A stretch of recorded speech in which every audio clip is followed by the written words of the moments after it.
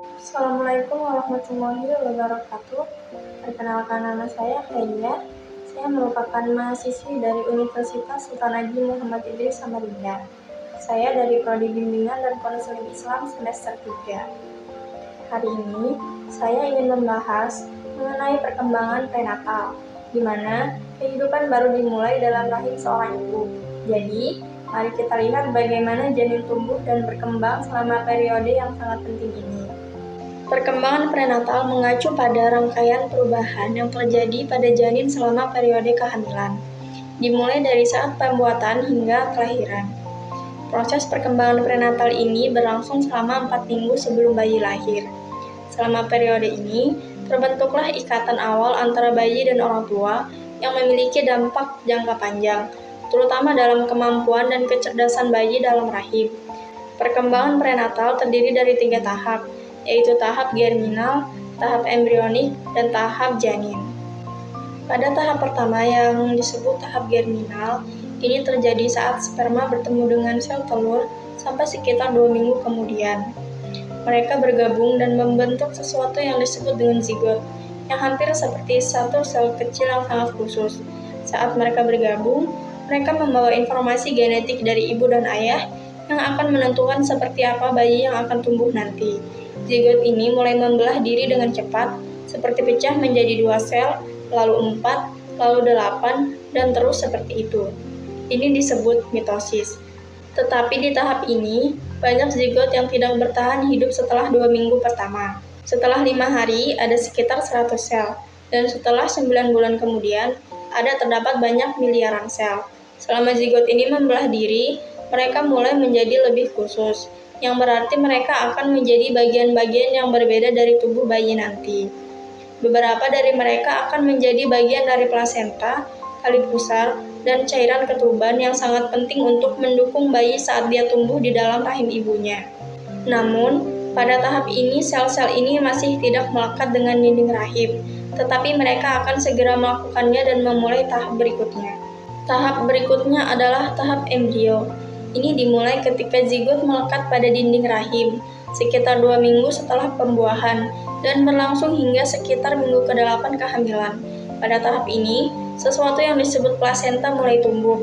Plasenta adalah struktur yang menghubungkan bayi dengan ibunya dan membantu memberikan makanan dan oksigen. Selama tahap ini, embrio mulai mengembangkan berbagai bagian tubuhnya, seperti otak, jantung, dan lain sebagainya. Semua bagian tubuh ini mulai berkembang sangat cepat. Jadi pada tahap ini, di kepala bayi otaknya mulai tumbuh dan di dalam tubuhnya jantung kecil mulai berdetak.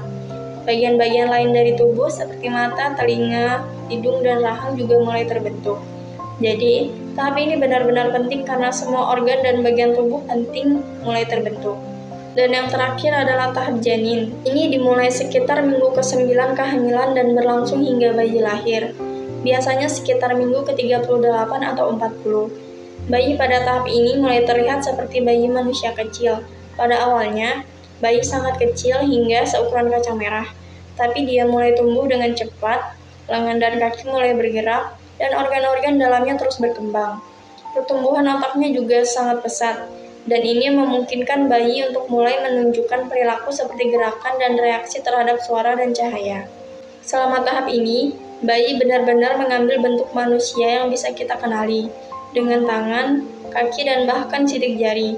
Dan saat dia semakin besar, dia akan siap untuk dilahirkan. Perkembangan prenatal juga dibagi menjadi 3 trimester. Tahap pertama yang disebut trimester pertama, yaitu 3 bulan pertama, adalah ketika bayi masih sangat kecil dan terjadi banyak perubahan penting. Saat kita memasuki minggu keempat, bayi hanya sepanjang 0,25 cm. Pada saat ini, ia mulai membentuk banyak bagian tubuh seperti syaraf tulang belakang, sistem syaraf, jantung, dan paru-paru. Ada juga kantong ketuban yang mulai melindunginya. Dan bayi ini disebut zigot. Kemudian, saat kita mencapai minggu ke-8, bayi sudah lebih besar, sekitar 2,5 cm. Wajahnya mulai terbentuk dengan mata, telinga, mulut, dan tunas gigi yang belum sempurna. Lengan dan kakinya mulai bergerak, otak juga mulai terbentuk, dan detak jantung bayi dapat didengar dengan alat yang disebut ultrasound.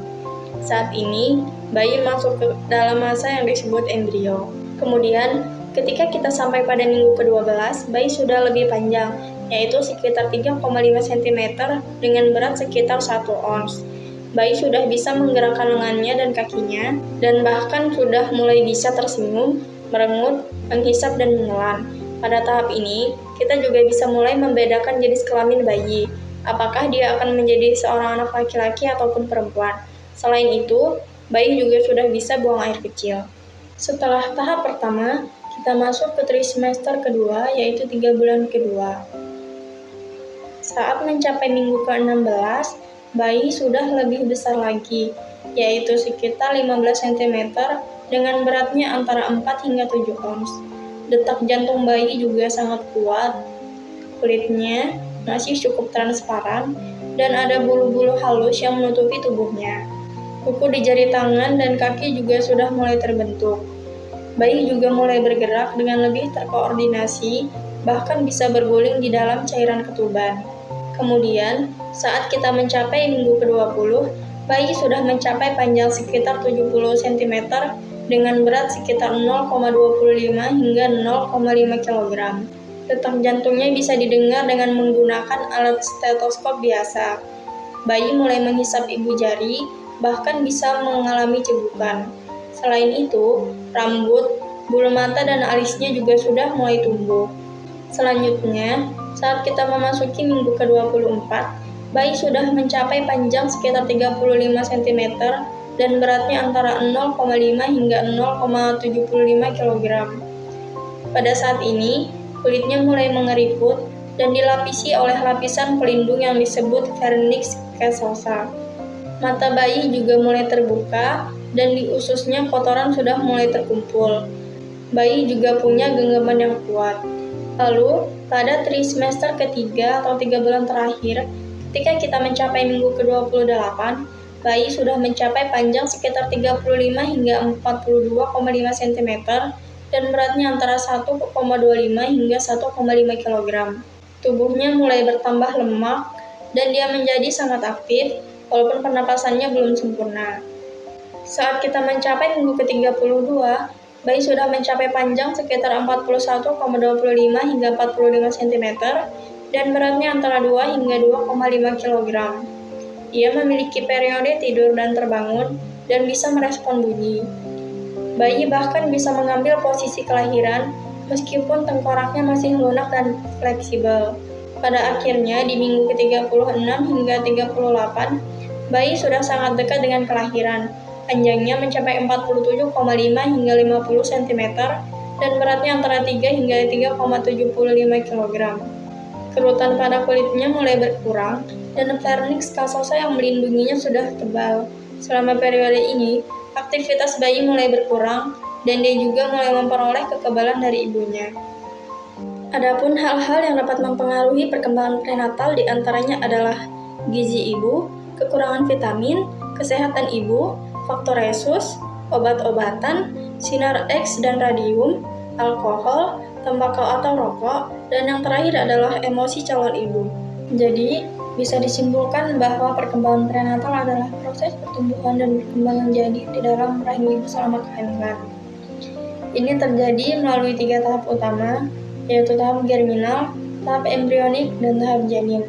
Selama perkembangan prenatal, berbagai faktor seperti gizi ibu, kesehatan ibu, paparan zat berbahaya, dan emosi ibu dapat mempengaruhi perkembangan janin.